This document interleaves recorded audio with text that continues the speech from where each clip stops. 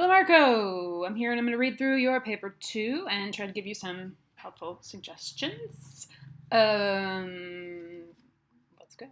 Schools all over the world are known for being a safe zone where students can get the knowledge to make their dreams come true. That's a strong opening. However, this is not always the case. In the last decade, schools in the United States have seen an increase in school shootings as well as other dangerous incidents. Things like bomb threats, finding weapons on school property, and fights have become more common to the ordinary school. Regardless, most students would agree that their school is a safe place if asked about it.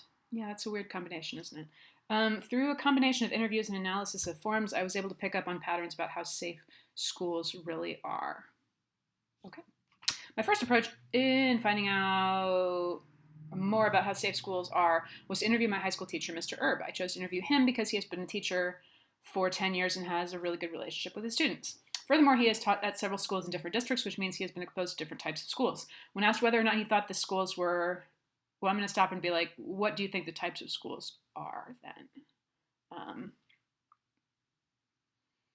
Yeah, are you beginning to categorize them as like inner city schools and suburban schools or rural schools or, majority white schools or majority minority schools? Sorry. When asked whether or not he thought schools were safe for students, he responded by saying, it depends on whether or not the student is thinking about it. You need a little comma after saying to like set up your quote. We generally do that in English, the comma before the quotes, all the time unless our words of the sentence, the writer's words, flow directly into the quote. So that would be if you would say something like, asked whether or not asked whether, I'm not going to do an example. It takes too much time. Okay, you can ask me about that if you don't get it. He went into more depth, stating how most students do not question if their school is safe because they automatically assume it is. It is only when the student takes the time to think about how safe the school really is that they will find loopholes in the security system. I took a moment to reflect on my own high school and realized that what he was saying was true.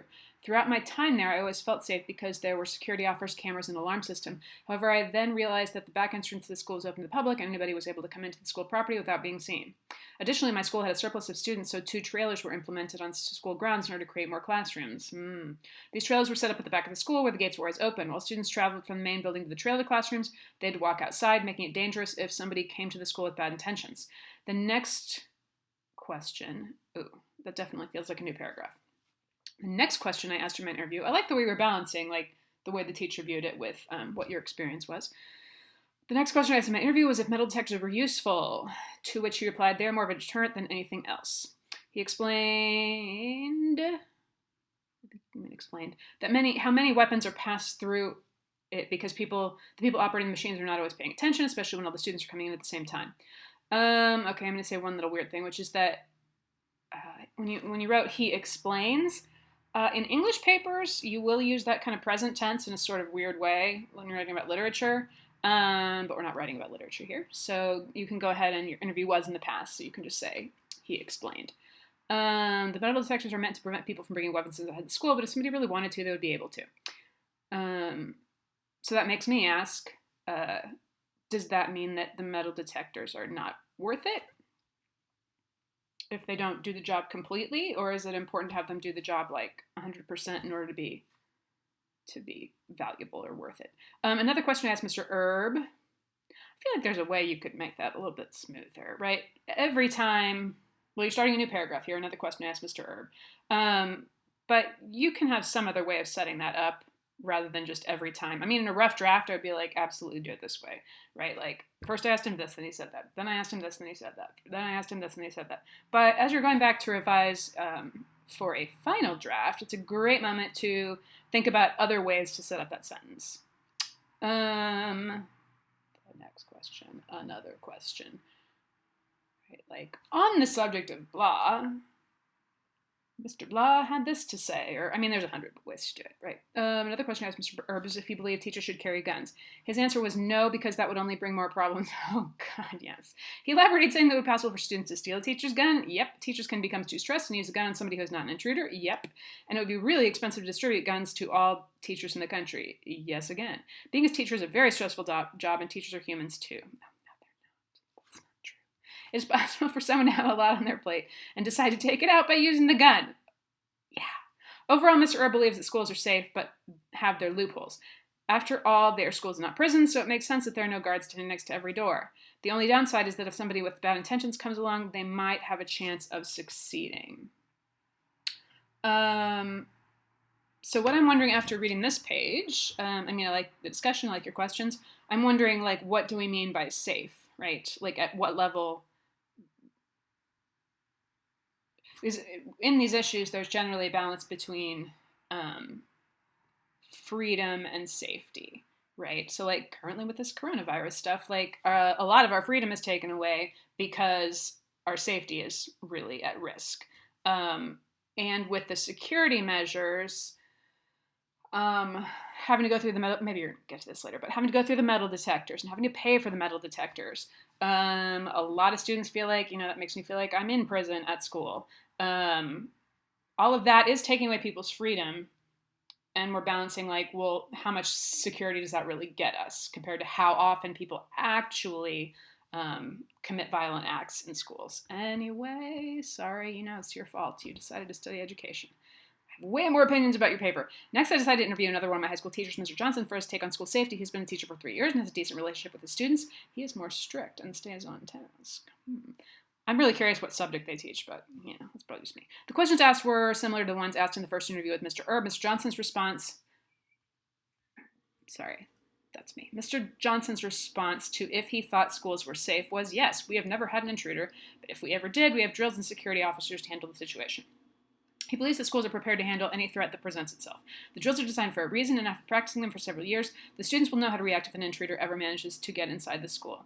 When asked about the metal detectors, he replied with, I think they're useful. They help prevent students bringing weapons into the school. The only thing I don't like about them is that they take too much time in the morning. Oh, God, they do take so much time, man, when I've taught at schools with metal detectors. Another thing I'll just throw in on my own here is that I have felt like I've definitely had students who said they liked that there were metal detectors because that meant that they wouldn't be tempted to bring a weapon to school, or if their buddy or something was like, "Oh, hold this for me," or give this me after school or something. They could say, "No, I can't," because of the metal detectors. Anyway, students are safe for having metal detectors around. Maybe. I'm again going to step back and be like, how are we measuring safety? But having everyone pass through them is time-consuming and sometimes causes students to be late. Yep. However, this is a small price to pay for being in a safer environment. Okay, so when you're weighing the freedom and the safety, you're coming down on the side of less freedom or more intrusion and more safety. Mr. Johnson's response to teachers carrying firearms was, "Oh, and please, you can make a better sentence than that." Let's see, Mr. Johnson's response to teachers. What I mean is, rather than setting up your sentences each time to be like, I asked him this, he said that. I asked him this, he said that. Finding another way to do that. It's ridiculous, and it's just a style convention of English at this moment in history that we really like to have a variety of sentences when we read things. To us, that sounds more pleasant to read. It seems more sophisticated. Why is that? There's no good reason. That's just how it is. No, that would not solve anything because it would be impossible to make sure that every teacher is capable of using a firearm. Yeah, that too. He also explained how expensive it would be and how likely it would be for there to be an accident. Yeah, the odds of a firearm being used in an accident are extremely high, wherever they are, right? I think so. Spending the money to the actual school, sending the money to the actual school would be better than buying firearms with it. It would be used to better the student's education. Okay. Again, I like that you have some short sentences in here. Teachers carrying firearms is not worth the risk. Overall, Mr. Johnson believes that schools are safe and students should not have to worry about anything. If anything ever were to happen, schools have an effective system in place that would allow them to react quickly and efficiently. The last thing I focused on while researching the safety of schools were the requirements that security guards had to meet when applying for a job at the school. Oh, cool. I like this. Luckily, I found a job description form that highlighted all the requirements and responsibilities of both an armed security officer and an unarmed security officer. Oh my God, they have armed What am I saying? I know they do. Whew. I was pleased to see that they required several background checks as well as good physical health for the armed position. Let me tell you generally, the security guards I've known have not been in good physical health. They need the work, man. On the other hand, I was surprised to see the background check missing when it came to the unarmed guard. They did require 2 years experience, but I still think that a background check would be necessary since you were working around a lot of minors. To me, that's interesting. That might show up further down in the process. It's possible, but that's a good point. The unarmed position also does not require you to be in good physical health. Oh, sorry, it doesn't? Oh, okay. This one doesn't, and the other one does. You're saying also, so both of them don't require you to be?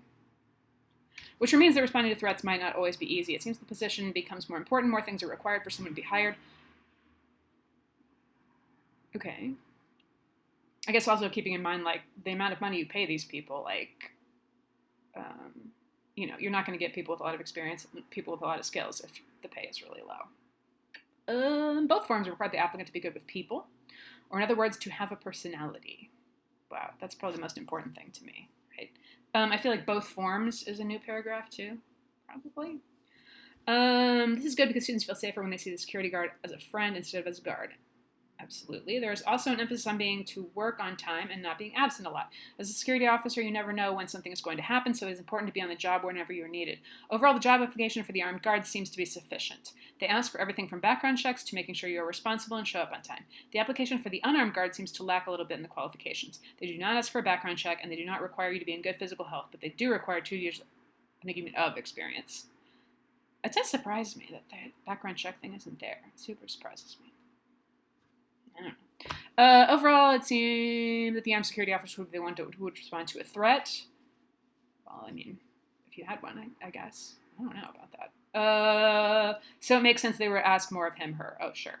The unarmed officer would also respond, but since he or she is not armed, they do not require that much of him, her, right? Less responsibility. After looking at all the information collected, it's clear to see some similarities and differences. For example, regardless of what subject they teach or how many years they've been teaching, both teachers do not believe teachers should be given firearms. I mean, I don't know any teacher who believes that, but I know all teachers. The reasons vary from the schools already being safe to carrying firearms would cause more accidents instead of preventing them. In Mr. Erb's interview, he mentioned that the security personnel are not always the best qualified for the job, and that is also apparent on the job application of the unarmed guard. Oh, you hadn't mentioned that before.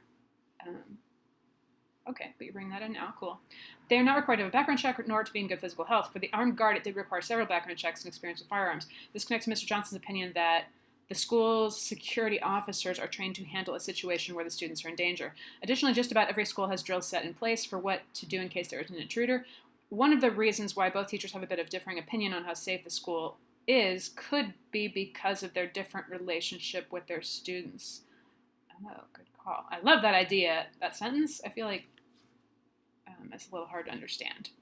One of the reasons why both teachers have a bit of a differing opinion on how safe the school is could be, maybe split that up into 2 sentences or find a way to take some words out. Since Mr. Erb has a more personal connection with his students, he might take the issue of safety more seriously because he sees the kids as his own and wants to protect them.